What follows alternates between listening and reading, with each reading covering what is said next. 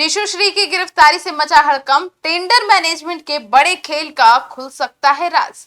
IAS अफसरों तक पहुंची जांच की आज एसवीयू जल्द करेगी रिमांड पर पूछताछ। नमस्कार, आप देख रहे हैं सिटी पोस्ट लाइव। मैं हूं सृष्टि राज।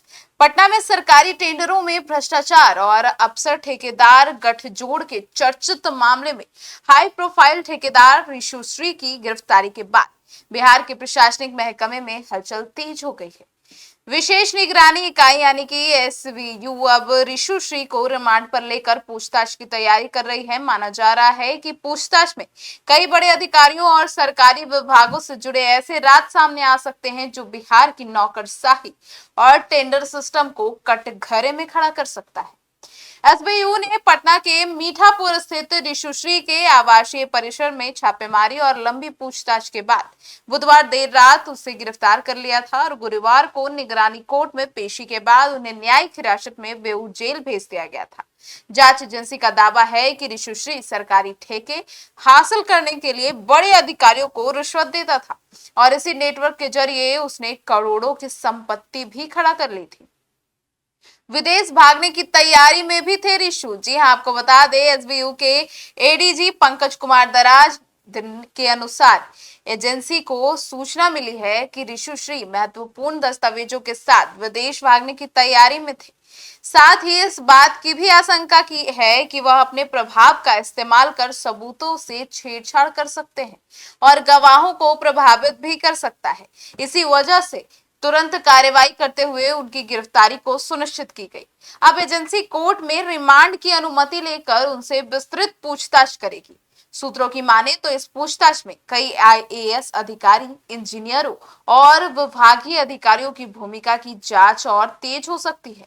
अब संजीव हंस समेत कई अफसरों के नाम चर्चा में भी है। आपको बता दें, जांच के दौरान सबसे ज्यादा चर्चा पूर्व आईपीएस अधिकारी संजीव हंस के नाम की हो रही है। आरोप है कि ऋषुश्री ने जल संसाधन, नगर विकास और भवन निर्माण विभाग के अधिकारियों के साथ मिलकर सरकारी टेंडरों का बड़ा नेटवर्क तैयार कर लिया था। जांच एजेंसियों के अनुसार ऋषुश्री की कंपनियों को लाभ पहुंचाने के लिए विभागीय स्तर पर नियमों को दरकिनार किया गया।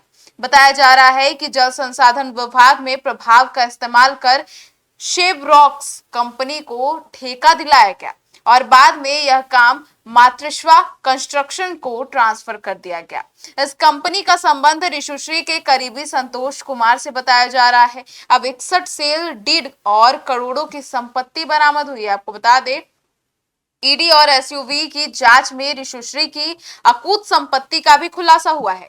जांच एजेंसियों को इसके ठिकाने से 61 सेल डीड मिले हैं, जिसकी सर्किल रेट वैल्यू करीब 58 करोड़ रुपए बताई जा रही है।